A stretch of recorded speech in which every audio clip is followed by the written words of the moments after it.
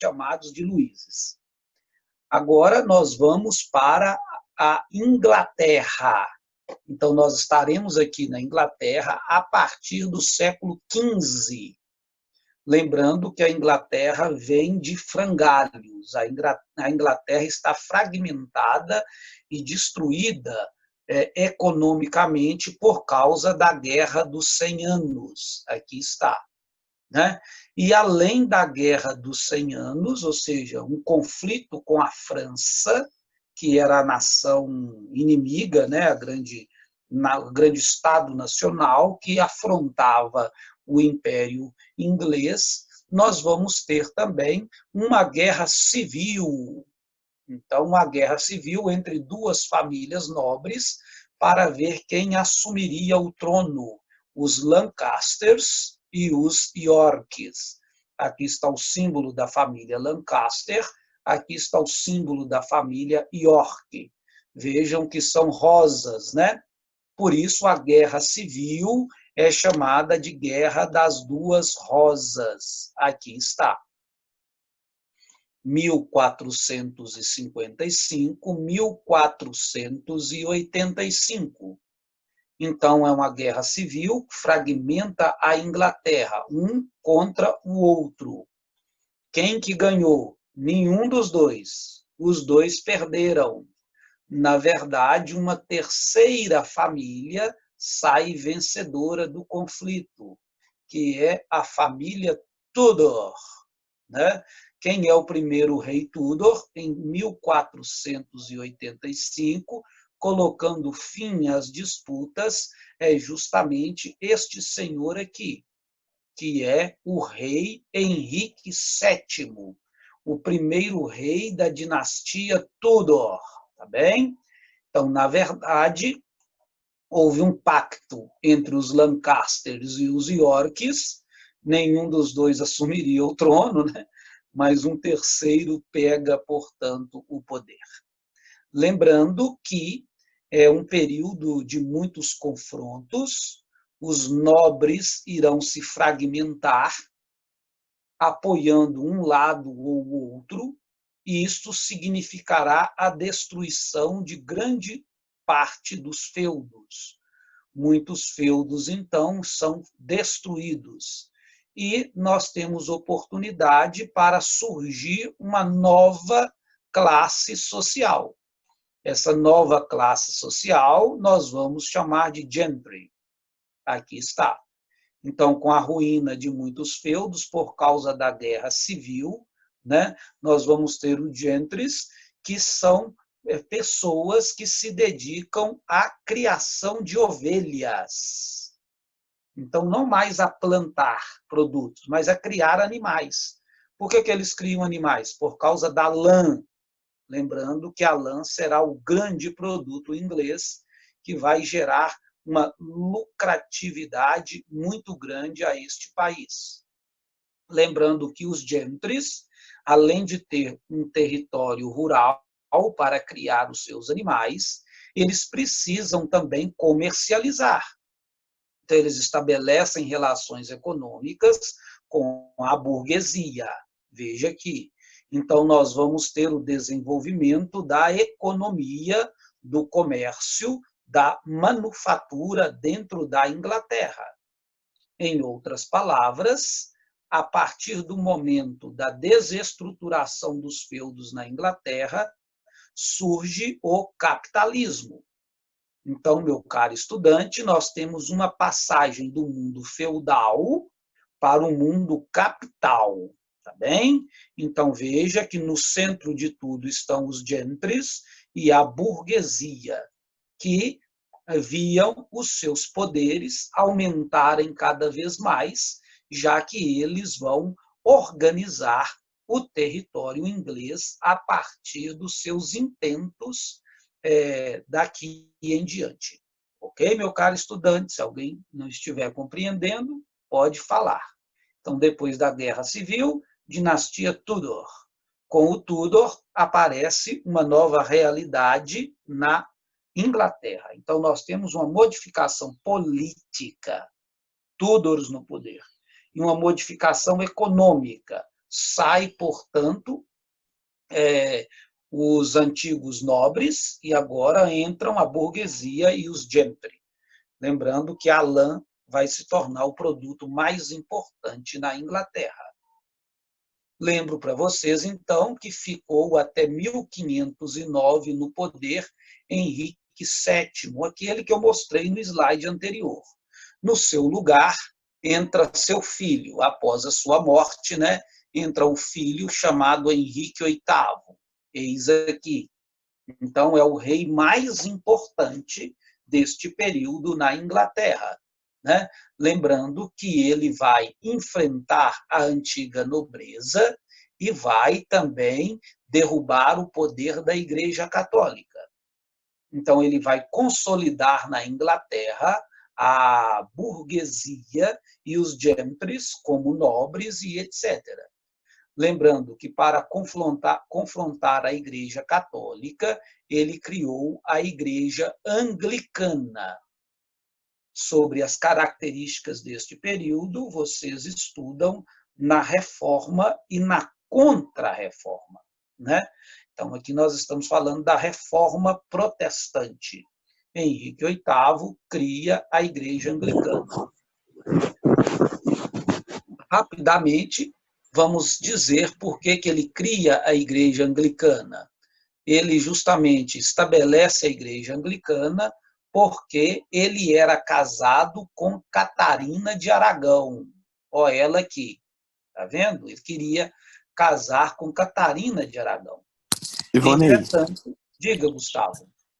essa Catarina de Aragão tem alguma coisa a ver com o Aragão da Espanha? Perfeitamente, Gustavo. Nota 10 para você. Ela era hispânica. Ela era da Espanha, da família real. Lembrando que todo mundo queria casar com as princesas espanholas, não por causa da beleza, mas por causa da riqueza. Esta riqueza vinha justamente do ouro da América, né? Então, é muito cobiçada as princesas da família Aragão, né? E da família Habsburgo e por aí vai. Então, aqui nós temos um casamento com uma espanhola. Mas Henrique VIII fala que ela tem um defeito. Qual que é o defeito dela? Ela só pare filha mulher. Ela não dá para ele um herdeiro homem. Então ele escreve ao Papa, Henrique VIII escreve ao Papa pedindo para se divorciar de Catarina. O que o Papa fala com ele? Nem a pau Juvenal. Então ele não aceita, portanto, a intervenção do Papa, ele dissolve a Igreja Católica por este motivo. Veja que é um motivo muito pequeno. Todos os reis na Europa têm concubinas, têm amantes, além da rainha, né? Então, é uma prática comum e a Igreja Católica fazia vista grossa com relação a isso. Mas, por causa disso, ele se alia, portanto, aos gentres e à burguesia contra o catolicismo por causa das terras, por causa do dinheiro. Então, por causa da questão agrária. Então, ele vai derrubar a Igreja Católica, estabelecendo a Igreja Anglicana. Ele é o chefe da Igreja Anglicana. Inclusive, o anglicanismo e o catolicismo são muito páreos. Tem missa, tem padre, tem sacramentos. Anglicanismo e católico são a mesma coisa. Tanto é que, nesses dias para trás, no ano de 1992, a Igreja Católica e o anglicanismo estabeleceram acordos. Um católico participa dos cultos anglicanos, se não tiver Igreja Católica, e um anglicano pode participar da missa católica sem problema nenhum, a estrutura é a mesma. Veja aqui que eu coloco para vocês até a sede da Igreja Anglicana, que era a antiga Catedral de Londres, está vendo? Que ele vai tomar da igreja. Então, a estrutura é a mesma, os sacramentos são os mesmos. A única coisa que muda do anglicanismo para o catolicismo é a figura do líder. O líder do catolicismo é o Papa, o líder do anglicanismo é o rei da Inglaterra. Lembrando, eu só coloquei esse slide aqui à direita para vocês como curiosidade, né? Então, ele se separa de Catarina e se casa com Ana Bolena. Depois ele separa-se de Ana e casa com Gianni. Separa-se de Anne e casa com Ana de Cleves. Separa com Cleves e casa com Catarina Howard. Separa de Catarina e casa com outra Catarina, Catarina Parr. Então, ele vai casando, casa, separa o tempo inteiro. Então, aqui nós temos também outra distinção do anglicanismo para o catolicismo. No catolicismo, o sujeito só pode casar uma vez, que Deus uniu, o homem não separe. No anglicanismo, é permitido, portanto, o divórcio. A pessoa casa e separa quantas vezes quiser. Só tem um pequeno detalhe, né? As mulheres, depois que se separam, não podem casar novamente. Só o homem. Então, quando o Henrique VIII se separa de suas mulheres, elas são praticamente jogadas na sarjeta. Elas são abandonadas, portanto, né? Inclusive, vai ter um sujeito chamado Thomas Moros, que vai fazer justamente a denúncia deste fato. Thomas Moros vai morrer por conta disso. Henrique VIII mandou matar Thomas Moros, porque Thomas Moros falava que Henrique não respeitava as mulheres, né? Destratava as mulheres e deixava que elas vivessem na miséria. Então, aqui está o grande personagem da Inglaterra. Diga, Gustavo. Do lixo ao luxo. Perfeitamente, tá? Entendido perfeitamente. Do luxo ao lixo, né? Viviam como rainhas e agora são abandonadas. Tem até um filme no cinema, no seu nome, esqueci o nome do filme, mas tem um filme que trata justamente deste assunto e mostra o desespero dessas mulheres depois que eram abandonadas pelo rei. Após a morte de Henrique VIII, lembrando que Henrique VIII, então, consolida o absolutismo, ele tira o poder da igreja, ele derruba a antiga monarquia, a nobreza, e agora ele tem a gentry e a burguesia do lado dele. Então, ele refez a situação da Inglaterra. Depois que Henrique VIII morreu, ele aqui, entra no lugar dele o filho dele, Eduardo. O grande sonho dele é que um homem, um filho, pudesse herdar o trono, né? Mas acontece que Eduardo morreu com apenas 15 anos de idade. E ele vai ser substituído pela sua irmã.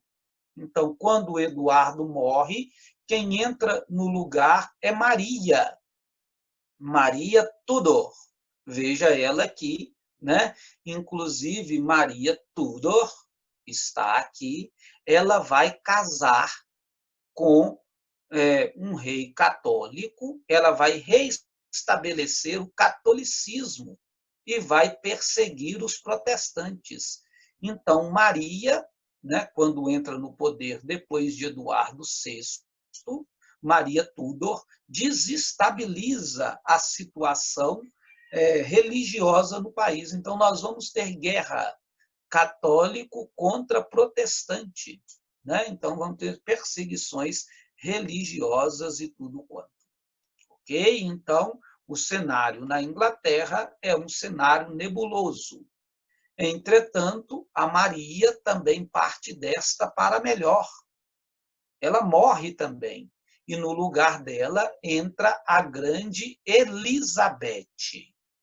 Então, Henrique VIII é o grande rei que consolida o absolutismo e Elizabeth será a grande personagem, será o ápice do absolutismo, já que ela vai concentrar ainda mais os poderes em sua mão. Então, Henrique VIII casou tantas vezes com tantas mulheres diferentes para poder colocar um filho homem no poder. E o que acontece? Ele não conseguiu isso. O poder passa para uma filha chamada Elizabeth e ela é solteirona. Ela não tem um rei, né? Ela governa de modo absoluto e ela não tem filhos. Lembrando que Elizabeth vai reduzir a força do parlamento, né?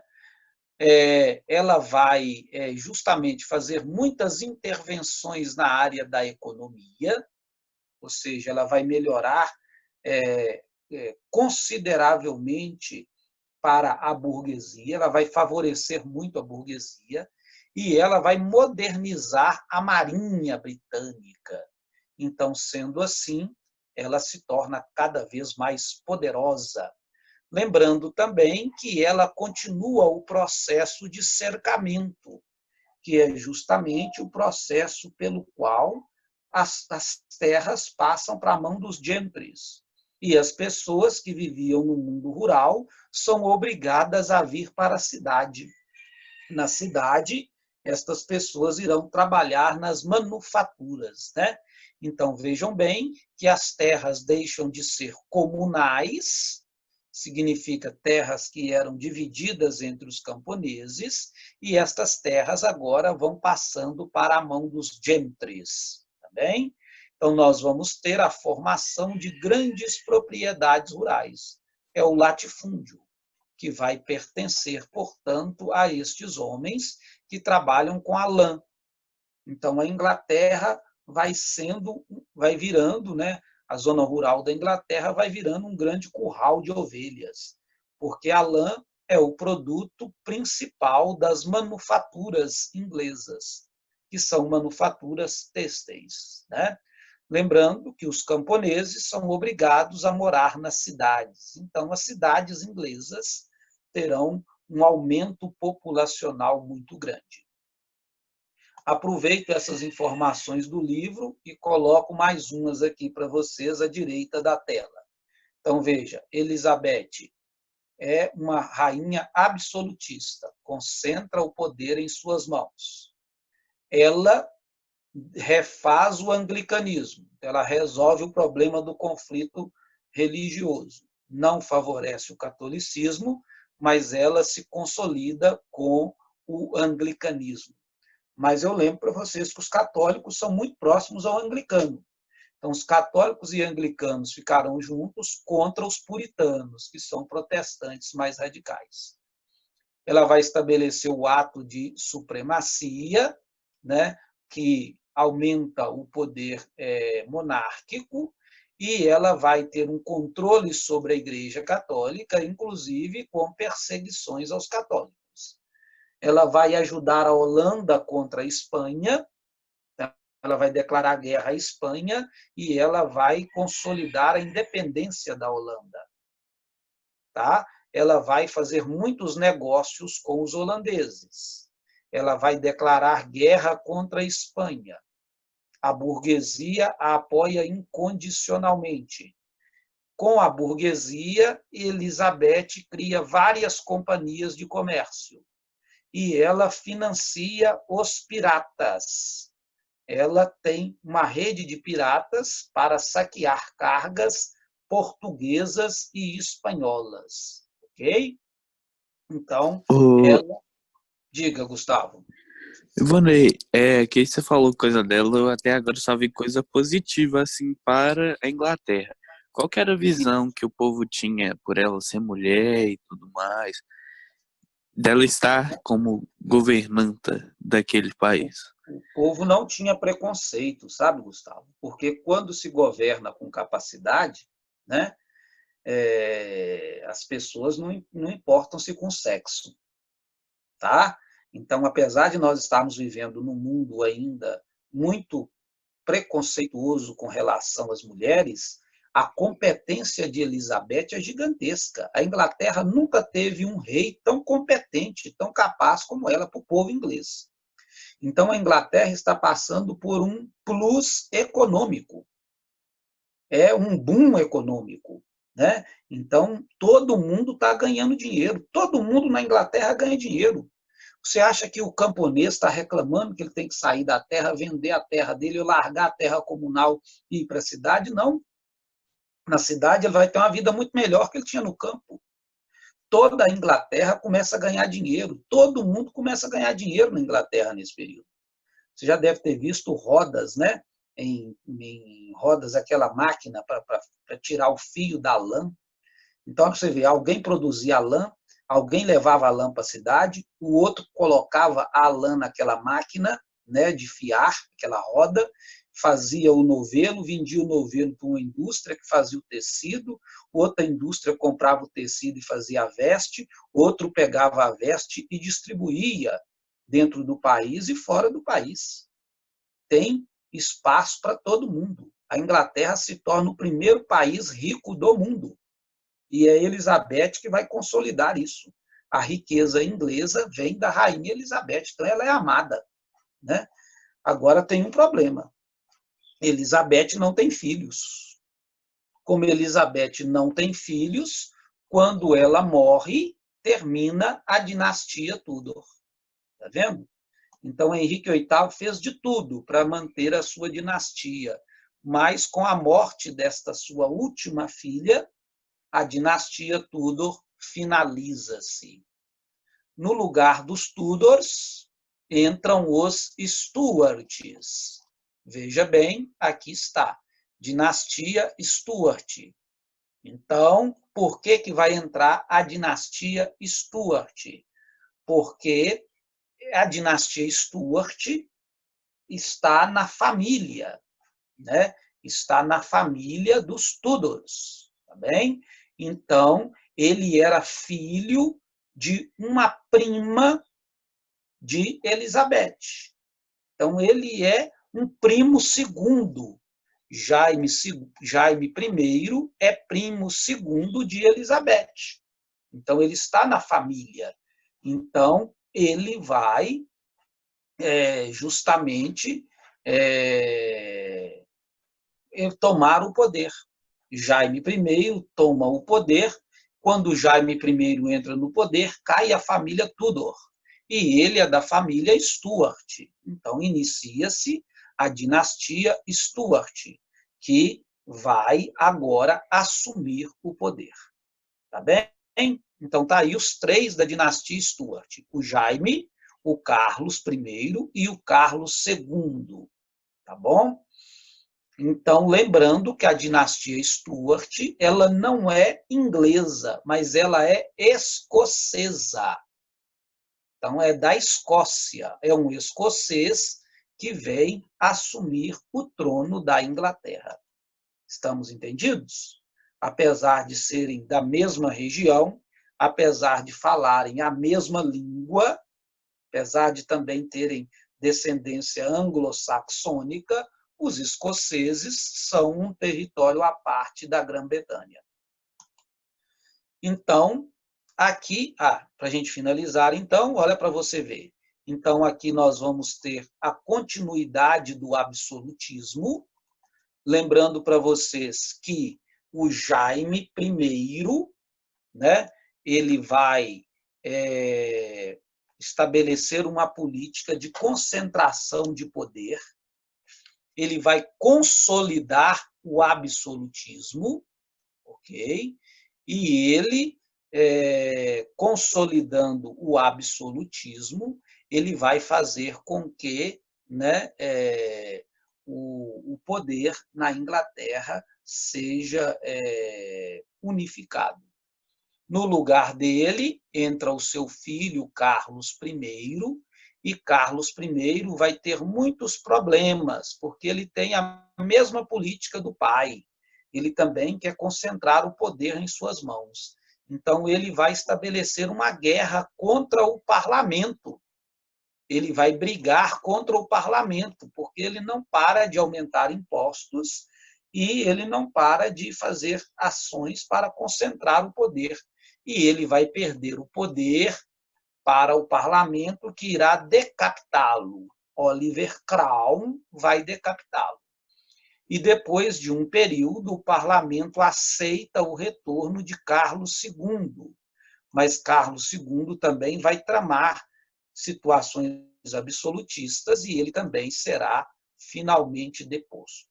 Mas aqui nós temos os Stuarts. Isso aí nós vamos ver em outro capítulo, não é assunto nosso agora. Para a gente